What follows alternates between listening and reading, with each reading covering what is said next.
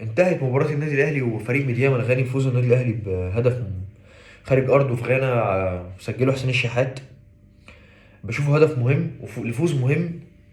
انت خلاص بنسبة كبيرة انت صعدت من المجموعة، وشوف يعني هي مش من المجموعات الصعبة، ومجموعة سهلة يعني مش مجموعة صعبة، والأهلي يقدر يصعد منها من غير الحسابات والكلام ده كله.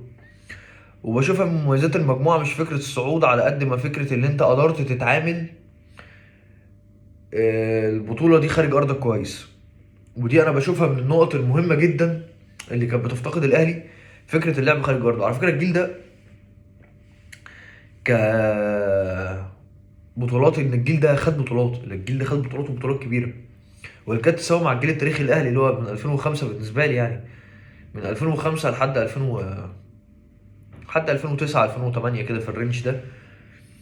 بس الجيل بتاع الاهلي بتاع 2005 لحد 2010 او 2009 كان بيمتاز في حته التعامل خارج ارضه.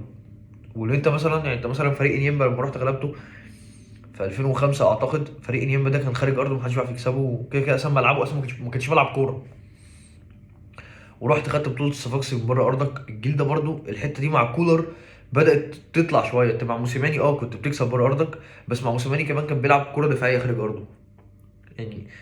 ودي من الحتت برضو اللي انا حابب اتطرق ليها. الناس فاكره ان انت، على فكره مش كل الفرق انت مش مجبر انك تكسب كل المباريات، مش مجبر ان انت كل المباريات تكسب وتقدم نفس الاداء. في مباريات انا بشوفها هي مباراه مش هقول تكسب ولا تلعب، بس لازم تديرها بطريقه مختلفه. يعني ايه مثلا؟ ودي كنت حابب اتكلم فيها، إن انا ما كنتش اتكلمت عن مباراه الاهلي اللي قدام نادي شباب بلوزداد. فكره ان هو انت يا جماعه مش لازم كل ماتش هتطلع تلعب احسن كوره عندك بره ارضك. اللعب خارج الارض زي كده، ما الفريق بيجي يلعبك هنا، اخر حاجه بينطبق عليها هو اللعب في الملعب، اللعب في الملعب وتكتيك والكلام ده كله. انت اللاعب اللي بتلعبه بره ارضك غير ما بتلعب جوه ارضك. الفريق ذات نفسه وسط جمهوره، وانت عارف الجمهور الشمال الافريقي جمهور عالي جدا في الروح وفي الحماس وفي الجرينتا وبيتنقل للعيبه. فالناس ما تستناش من كل فريق، من الفريق الاهلي، ان هو هيلعب نفس الكوره بره. هيقول لك ما ريال مدريد بيلعب كوره بره، وفرق اوروبا، فرق اوروبا الجمهور ما بيأثرش فيها زي افريقيا، ما عدا فرق معينه في ملاعب معينه مثلا انفيلد، سيجنال اوتونا بارك. انت عارف ان الملاعب دي مختلفه. لكن انت بتتكلم، والله انا واحد من الناس مثلا، انت حاليا الاهلي عنده مشكله مثلا في حته راس الحربه، مع ان وسام علي ابو علي مباشر، بس انا ايه يعني انت عندك مشكله في الحته دي. خلينا نتكلم موديست شويه يعني الى حد ما تطور، رغم ان انا خلي بالك برضو يعني عايز اتكلم في حته موديست دي في الاخر، بس دلوقتي عايز اتكلم عن فكره الاهلي عامه. انت مش مطالب انك تطلع تكسب كل المباريات، انت لازم تلعب مثلا مباراه شباب بلوزداد انت لعبتها بتحفظ دفاعي ولعبتها كويس جدا، وبتقابل من خط من نص ملعبك، وفي نفس الوقت برضه دفاعك كان فايق، ومعاك مصطفى شوبير اللي مطمنا وكلنا ما حدش كان مقلق منه. والناس اللي بتقول لك مصطفى ومصطفى لا يا جماعه، احنا عارفين ان مصطفى شوبير كده، احنا عارفين ان هو حارس كويس جدا. لكن بقى بتكلم في حته تانية، حته ايه؟ اللي انت لازم يبقى معاك مدرب قادر يفهم هو بيعمل ايه، وهيلعب ازاي جوه ارضه وهيلعب ازاي بره ارضه. يعني مثلا كانت مش مشاكلي مع فايلر، ما كنتش بحبها فيه، ان هو بيطلع بيلعب بنفس الاداء في كل حته. يعني ايه مثلا؟ هو ما كانش بيدي قيمه للملعب اللي هو راح يلعبه ولا قيمه الفريق وسط جمهوره. فتلاقيك رحت خسرت قدام النجم الساحلي بس لعبت كوره حلوه جدا. في اول مباراه في بطوله القاضيه بتاعت 2020 خسرت مثلا، وتعادلت قدام صن داونز، طبعا كانت من الحاجات الكويسه. بس انا بحب المدرب، يعني كنت بحب الحديث موسيماني الفليكسبل شويه في الاداء، في الخطه بتاعته، في حته ان انا مش بقابل كل الفرق بنفس الطريقه. ومع كولر اعتقد كان النقطه الفرق في طريقه تعامل كولر مع افريقيا كانت ماتش سان داونز بتاع 5-2. دي كانت بالنسبه لي انا حسيت اللي بعديها هو فهم، وظهر ده في مباراه الرجاء، وبعد كده ظهر في مباراه الوداد. دي جزء اللي يخص الاهلي. في جزء تاني بقى انا كنت عايز اتكلم فيه خارج مباراه الاهلي، وهو جزء يخص انطوني موديست.